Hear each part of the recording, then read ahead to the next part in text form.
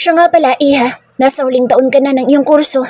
Pagbutihin mo ang pag-aaral nang sa ganoon ay maplano na natin agad kung saan ka magtatrabaho. Hindi ba, Kelvin? Tiningnan muna ako ni Kelvin saka sumang-ayon sa sinabi ni Daddy. Matapos ang ilang minutong kumustahan ay nagpaalam na siya. Pinatulungan kami ni Daddy na maikarga sa sasakyan ang mga gamit ko. Sa halos kalahating oras na nandoon kami ay hindi man lang kami nilabas ni Helen. Masama umano ang pakiramdam ng bruha. Ilang sandali pa ay magkatabi na kami ni Kelvin sa sasakyan at bumabiyahe patungo sa bahay niya. Tahimik lang kami buong biyahe. Sinulyapan ko siya habang nagmamaneho. Seryoso lang siya at hindi ko mahulaan kung ano bang iniisip niya. Hindi ko naman magawang magtanong dahil aaminin kong kahit papaano'y natatakot ako sa kanya kapag ganito siya kaseryoso. Itinuon ko na lang ang mga mata sa daan at nagtaka pa ako nang hindi sa isang exclusive subdivision pumasok ang sasakyan namin. Saan tayo pupunta? Nagtatakang tanong ko. Saan pa ba? Sa tinutuluyan ko? Sagot niya. Hindi ko sigurado kung dinadaya lang ba ako ng aking mga mata dahil napansin ko ang pangising niya. Dahil doon ay namuo ang aking pagdududa ngunit hindi ako nagkomento. Tahimik lang ako nagmasid sa paligid at malinaw na normal na subdivision lang ang aming pinasok. May nadaanan pa kaming magkakatulad na bahay at row house ang mga iyon. May kasikipan din ang daan lalo pa at karamihan sa mga bahay ay walang sariling parking space. Ang mga personal na sasakyan ng mga residente ay nakaharang sa daan. Napakunot pa ano ko pagkakitang may tricycle at motor na nakaparada sa kalsada. Malayong malayo ang lugar na ito sa subdivision kung saan ako dating nakatira. Dito ka nakatira? Tanong ko. Hindi pa man ay hindi na maganda ang pakiramdam ko sa lugar. Yes. Bakit? May problema ba? Tanong niya. Agad akong umiling. Wala naman. Narinig ko mahina niyang pagtawa ngunit hindi ko nalang iyon pinansin.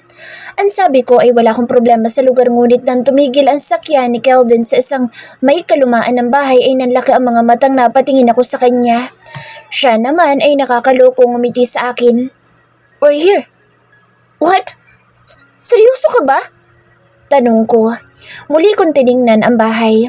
Napaka-ordinaryo noon at kahit hindi ako pumasok sa loob ay nahuhulaan ko ng luma na iyon. Bakit? Umaatras ka na ba? I am renting this apartment. Kung ayaw mo dito ay pwede ka na umuwi sa daddy mo. No, it's okay with me. Nabigla lang ako. Maagap na sagot ko.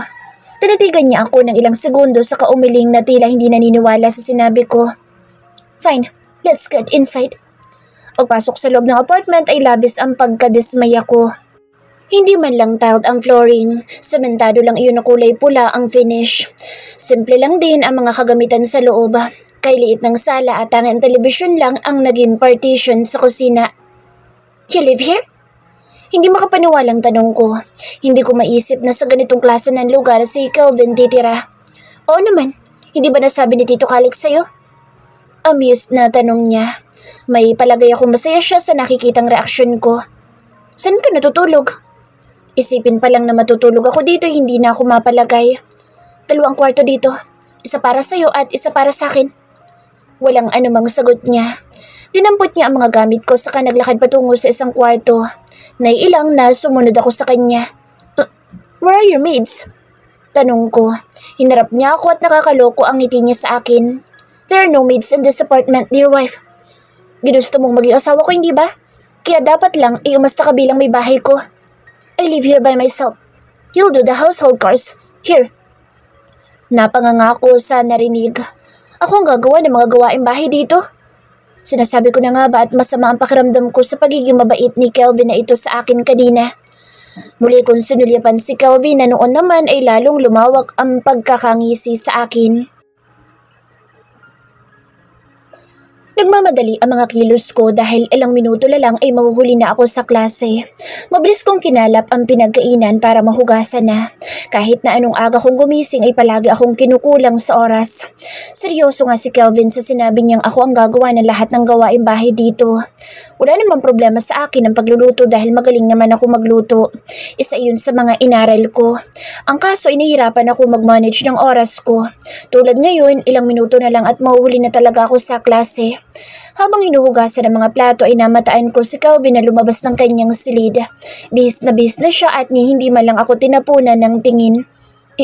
Hindi ka ba kakain muna? Natigil siya sa paghakbang at nilingon ako. No, I'm in a hurry. Nalumo ako sa sagot niya. Kung bakit kasi pinagluluto pa niya ako hindi naman niya kinakain ng mga niluluto ko. Ang totoo ay sa umaga ko lang siya halos nakikita dahil madalas ay gabing-gabi na siya umuuwi. Yung tipong hindi ko na namamalaya na nakauwi na pala siya. May araw pa nga na hindi talaga siya umuuwi at hindi ko alam kung saan siya nagpapalipas ng gabi. Pwede bang makasabay sa'yo kahit hanggang labasan lang? Mahuli na kasi ako sa klase. Lakas loob na tanong ko sa kanya. Sinulyapan niya ako pagkuway. Nakakaloko ang kanyang ngiti. No? Inis na tinitigan ko siya. Simula noon dumating kami dito ay inalisan niya ako ng credit card. Nakapag-usap siya kay daddy na putulin na ang card ko dahil siya na umano ang bahala sa allowance ko bilang asawa ko. Agad naman sumang-ayon si daddy sa kanya. Yun naman pala ay hindi niya ako bibigyan ng panibagong card. Bagkus ay inabutan lang niya ako ng allowance at kailangan ko daw matutong magtipid. He is impossible. 5,000 lang ang allowance ko sa 1 linggo at sinasabi niyang malaki pa daw iyon. At hindi lang iyon, ang gusto niya ay matuto ako mag-commute papasok sa university. Ayaw niyang gamitin ko ang dating sasakyan na binili sa akin ni daddy. Desidido yata siyang pahirapan ako ng husto. Ngunit hindi ako susuko. Kung ito ang paraan para makita niyang karapat-dapat ako maging asawa niya, magtitiis ako. Ipapakita ko sa kanya ang kaya kong gawin. Magtitipid ako at magsisipag dito sa bahay. Hindi kita pinahihirapan. I'm teaching you an important lesson. Bigla ay sabi niya na para bang nabasa ang tinatakbo ng isip ko. Hindi ko kailangan ng lesson, Calv. You certainly do. You were spoiled by colleagues, and they despise spoiled brats. Stop relying on your dad. Hindi sa lahat ng oras ay magagamit mo siya para lang ipilit ang mga gusto mo. Hindi ko ginagamit si daddy. Tanggi ko pa rin. Taningin niya ako ng masama. Yung tipong nakakailang. Bigla ay naalala ko ang dahilan kung bakit kami naikasal at nakaramdam ako ng pagkapahiya. Wala ka na naman magagawa kundi tanggapin ako dahil ako ng asawa mo. Lakas loob na sagot ko sa kabila ng pag-aalangan. Napansin ko ang pagdaan ng inis sa gwapo niyang mukha dahil sa sinabi ko. Wala ka na ding magagawa kundi tanggapin na iyan na magiging buhay mo. Malamig niyang sagot saka tumalikod. Dumiretso na siya sa labas ng apartment at narinig ko ang pagbukas ng pinto ng kanyang sasakyan. Calvin, teka lang. Mahuli na ako sa klase. Tawag ko sa kanya ngunit hindi niya ako pinansin. Hindi ko naman maiwan ang mga plato na noon ay hindi ko pa tapos hugasan. Nakakainis ang lalaking yun. Oo ka. Hintayin mo lang at sigurado mai-inlove ka sa akin. Bubulong-bulong ako habang mabilis na tinapos ang paghuhugas ng mga plato. At dahil nga tinanghali na ako ng pagpasok ay nalate ako sa unang subject. Pagdating ko sa klase ay nandoon na ang professor namin. Mabuti na lang at hindi siya nagalit. Ano? Commute ka na naman? Goodness, Faith. Ano ba yung kagagaang ginawa mo?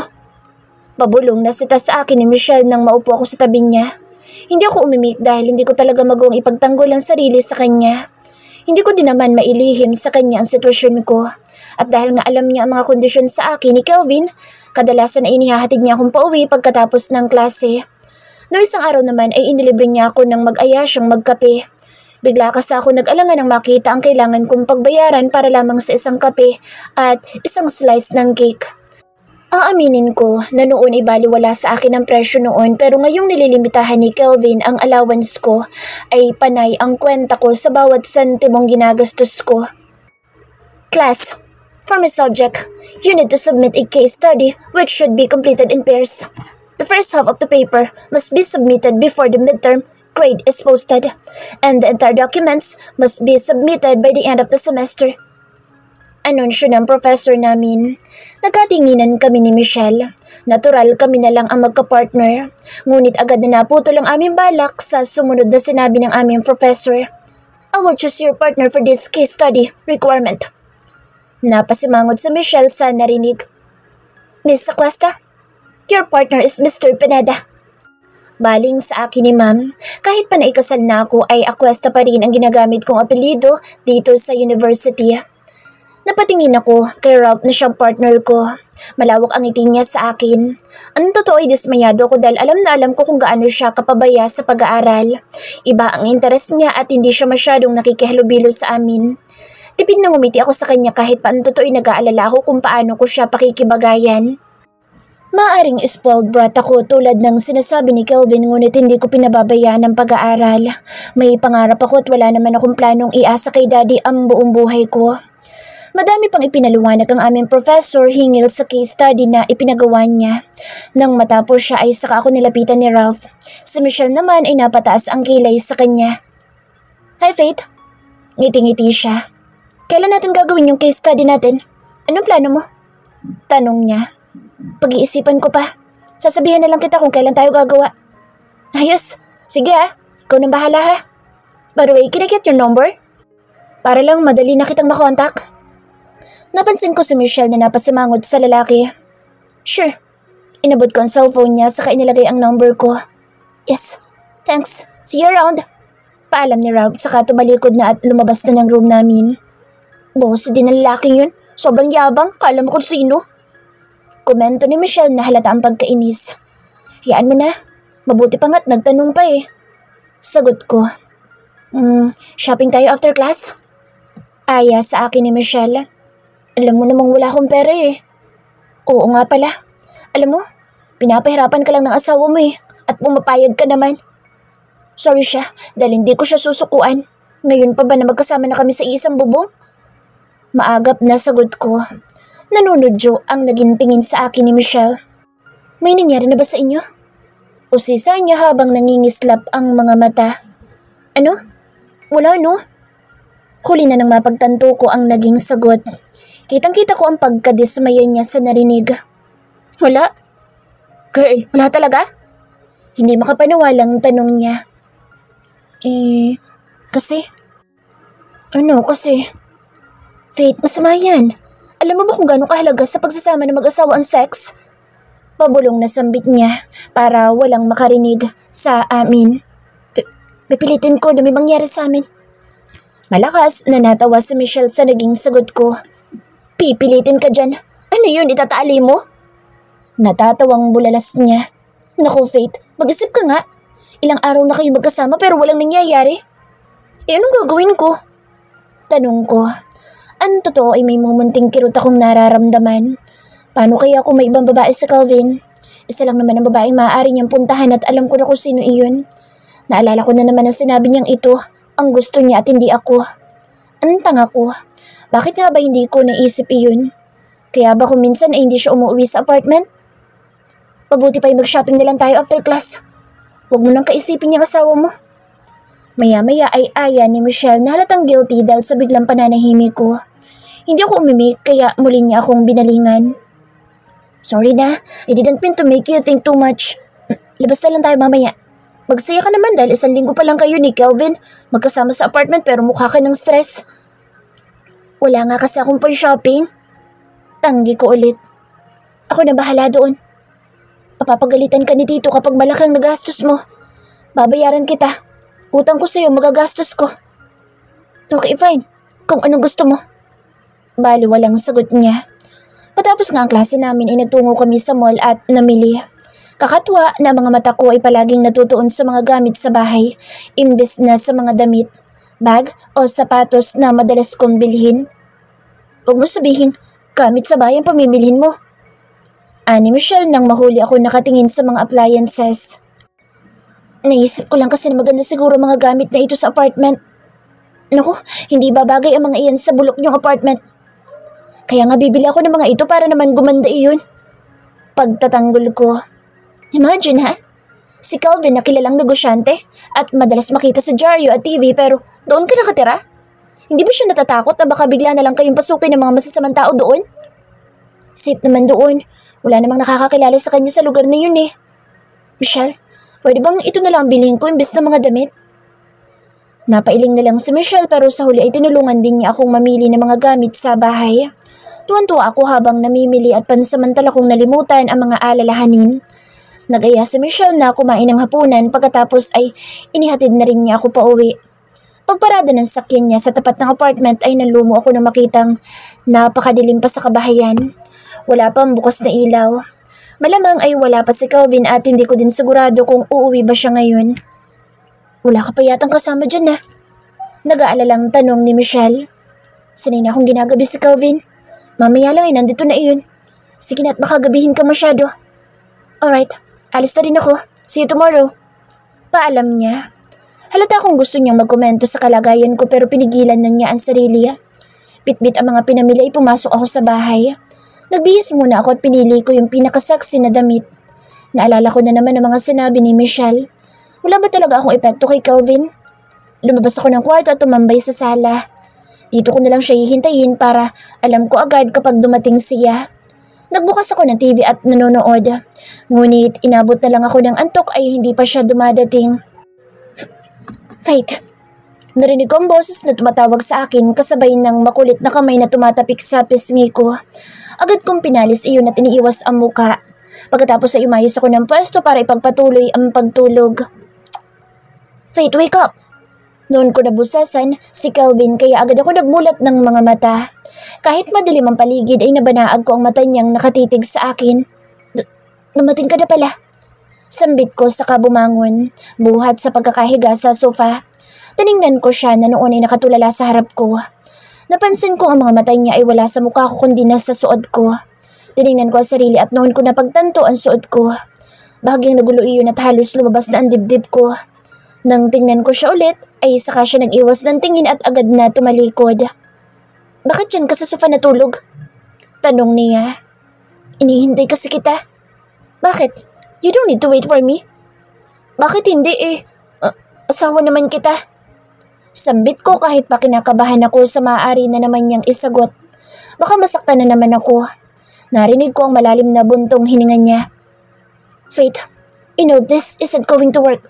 We didn't get married for love. Don't become too attached to me. Sunay maghihiwalay din tayo. Ha? Hindi ako makikipaghiwalay sa'yo. Maagap na sagot ko. Noon siya lumingon sa akin at nabasa ko ang pag-aalangan sa mga mata niya. Ramdam ko may gusto siyang sabihin pero hindi na itinuloy. Bakit? Ikaw ba iniisip mo na ba agad ang makipaghiwalay sa akin? Tanong ko. Kumakabog na naman ang dibdib ko sa kaba sa maaari niyang isagot. I can see his hesitation. Hindi pa man ay nasasaktan na ako. Bumuko ang bibig niya para magsalita ngunit sa huli ay mas pinili niyang sarilinin na lang ang gustong sabihin. Tiningnan niya ako ng matagal pagkatapos ay basta na lang niya ako tinalikuran. Mabigat na mabigat ang loob ko. Aaminin ko na pilit ko mang itanggi pero alam ko naman sa sarili ko ang tunay kong nararamdaman. Nasasaktan ako sa sitwasyon ko. Ang sakit lang na isipin ko kung paano ko siyang mapapaibig habang siya naman ay iniisip ang aming paghihiwalay. Are you really married? Tanong sa akin ni Ralph.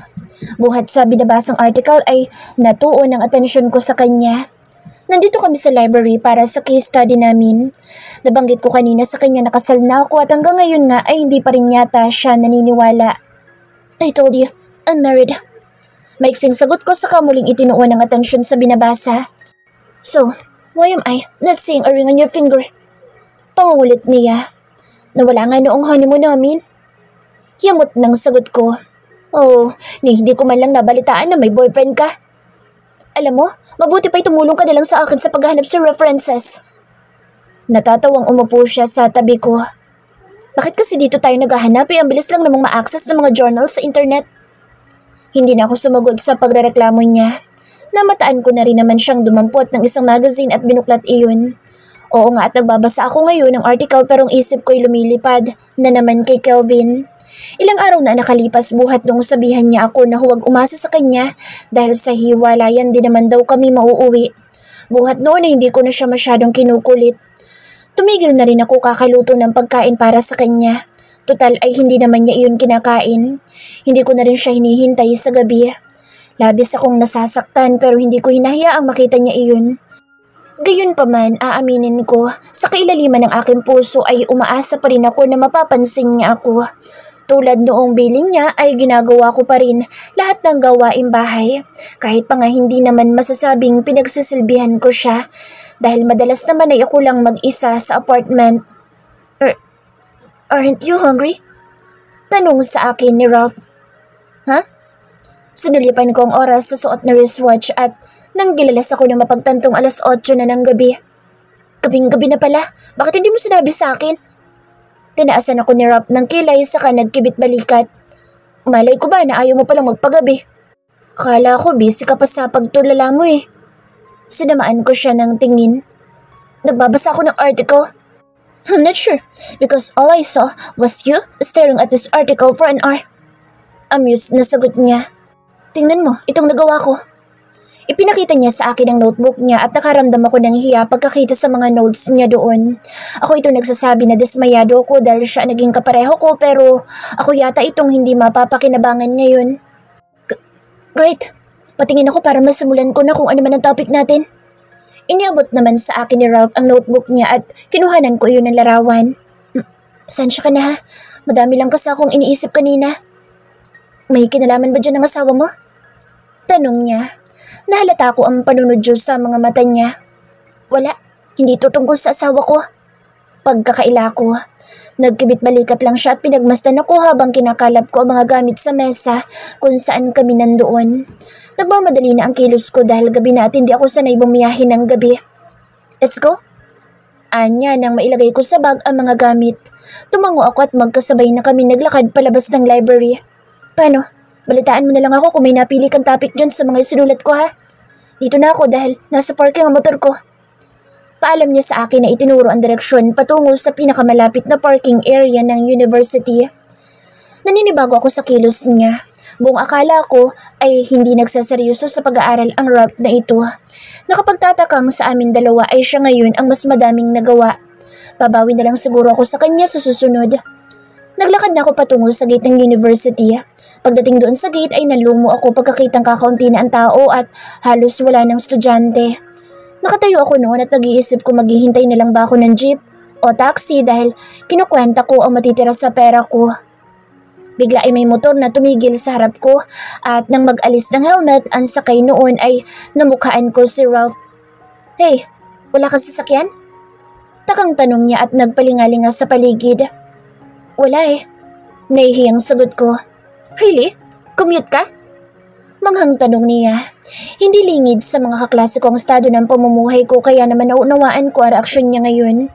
Tumango lang ako bilang sagot sa tanong niya. Hatid na kita. Baka mami mapahama ka pa. Alok niya. Nag-aalangan ako lalo pa at motor ang dala niya. Hindi ako sanay umangkas sa motor. Umabot ako ng ganitong edad na hindi pa nakakasakay sa motor dahil ayaw akong payagan ni Daddy. Isa pa paano kung makita kami ni Kelvin? Okay lang yun. Wala namang pakialam ang asawa mo sa'yo, Faith. Sigaw ng utak ko. Huwag na, baka maabala ka pa. Tanggi ko pa rin kahit gustong gusto ko na magpahatid sa kanya. Nakakaramdam na rin ako ng pagod at gutom kung kaya nais ko sanang makauwi na agad. Come on, konsensya ko pa kapag may nangyari sa iyong masama. Tayo pa naman ang huli magkasama. Anya na kumamot pa sa ulo. Saglit ako nag-isip. Malamang ay wala pa si Kelvin sa bahay. Isa pa ay baka hindi siya umuwi ngayon. Halos mag-isa naman ako doon kaya ano pa bang ikatatakot ko? Okay. Sang-ayon ko. Malawak ang naging ngiti ni Ralph sa akin. Inabot niya sa akin ang helmet at nailang man ay pumesto na ako sa gawing likuran niya. Hindi ako makapaniwalang ang isang Faith Aquesta ay iaangkas ko sa motor ngayon. Anya habang inaayos ang pwesto. Bakit? Big deal ba sa'yo ang pagsakay ko sa motor mo? Tanong ko. Nope. Iniisip ko nga na baka big deal sa'yo. Akala ko hindi ka papayag na umangkas sa motor eh. Alam ko pa naman na ang arte mo kaya nakakagulat. Natawa ako at mahina ko siyang hinampas sa balikat.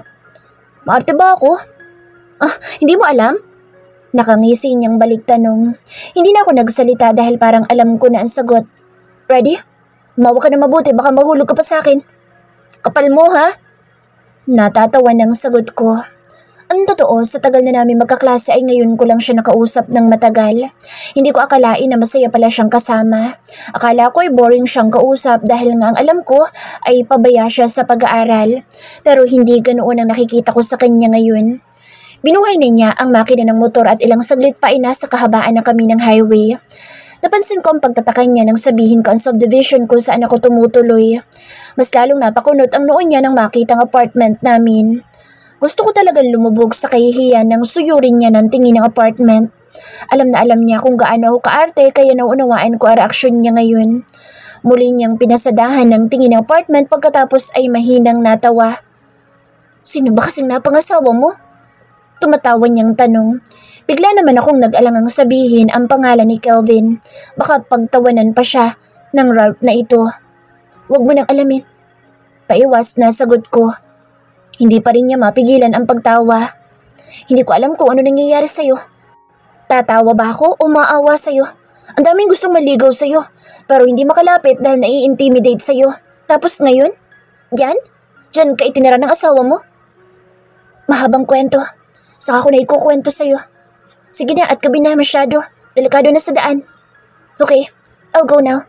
Kwento mo sa akin minsan kung sino mysterious husband mo ha? See you around. Yun lang at muli na niyang pinaarangkada ang motor. Kumaway pa ako sa kanya at nang tuluyan na siyang makaalis ay saka ako pumihit para pumasok sa apartment.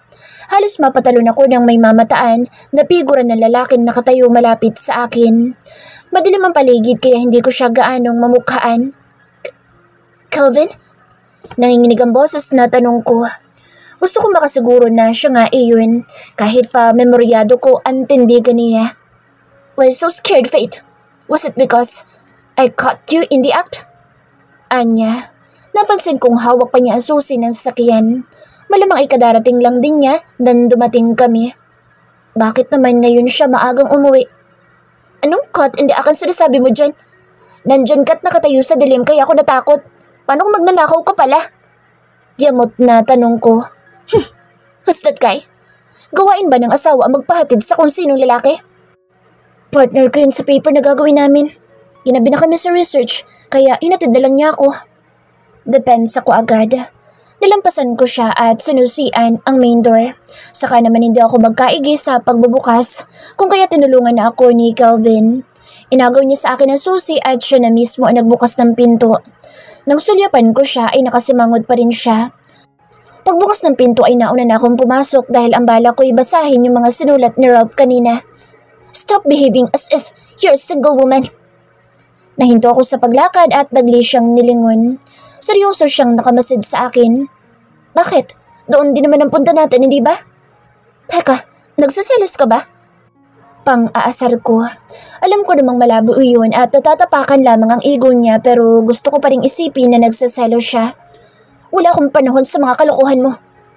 Paiwas na sagot niya. Hindi ko alam kung ano ang pumasok sa isip pero nilapitan ko siya at iniharang ang katawan sa dadaanan niya. Nanlaki ang mga mata niya sa pagkabigla sa ginawa ko. What are you doing? Yamot na tanong niya. Sa halip na sumagot ay inabot ko ang kamay niya at dinala sa akin dibdiba. Kitang-kita ko ng malaglag ang panga niya sa ginawa ko. Hinila ang kamay niya buhat sa akin ngunit ayaw kong bumitaw. Wala ba talaga, Kelvin? Don't you feel anything for me kahit tayo lang dalawa dito? Madaming beses ko nang sinabi sa'yo na... Mahal, stop! Putol niya sa sasabihin ko. Nababasa ko ang kalituhan niya at tila hindi siya mapalagay. Naisabunot pa niya ang kamay sa buhok. He seemed irritated by what I was saying. I'm not interested in hearing your confession again. I hate it when you behave like that. Why are you so desperate? Yes, I am so desperate because I love you so much. He let out a long sigh. His face is flushed with guilt as he speaks. Sorry, but I was being honest when I said I don't love you. Ramdam ko ang panunubig ng aking mga mata. Bakit ba hindi na nasanay ang puso ko sa sakit? Ilang rejections nga ba ang kaya kong tanggapin? Gusto ko siyang sampalin pero hindi ko magawang kumilos. Akmang lalampasan na niya ako nang muli ako magsalita. Sisilin na naman ba? Kaya ba palagi ka ng gabi umuwi? May nangyayari ba sa inyo? Tuluyan ang kumawala ang galit ko. Hindi ko na napigilan mga salitang lumabas sa bibig ko. Marahil dala ng samut-saring emosyon na aking nararamdaman ngayon. Yung paulit-ulit na rejection at pagkapahiya. Sobrang sakit na gusto ko ding ipadama sa kanya lahat ng nararamdaman ko ngayon. Napansin kong agad na dumilim ang anyo niya dahil sa mga sinasabi ko. Ang mga mata niya ay kababakasan na rin ng galit. Could you please stop bringing her up? Celine has done nothing wrong to you. Yet, you continue to blame her. Kahit itong sitwasyon mo ngayon ay isinisisi mo sa kanya gayong ikaw ito nagpilit na makasal tayo. I tried to change you, but I don't think it's going to work. Ganyan ka pa din. Hindi ka nagmamature. You are so self-centered and inconsiderate. That is the reason why I don't like you. And I don't see myself falling in love with someone like you. Hindi ko nakakilos dahil sa mga sinabi niya. Para akong sinampal sa narinig. Baka ilang ulit akong kumura para pigilan ang luha. Maging siya man ay natigilan pagkakita sa reaksyon ko. I'm sorry. Mahina sambit niya saka tumalikod at nagtungo na sa kanyang silid. Ano bang ginagawa ko? Ayaw na ayaw kong natatalo ko pero heto ako ngayon at nagpapakatanga sa isang lalaking hindi ako kayang mahalin. Siya na rin ang nagsabi na kailanman ay hindi niya ako mamahalin. Kinagat kong ibabanlabi para pigilan ang paghikbi. Nagtungo ako sa kusina at uminom ng tubig para pakalmahin ang sarili.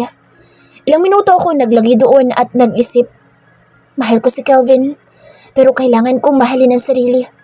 Siguro, ay panahon na nga para itigil na ang kagagahan kong ito.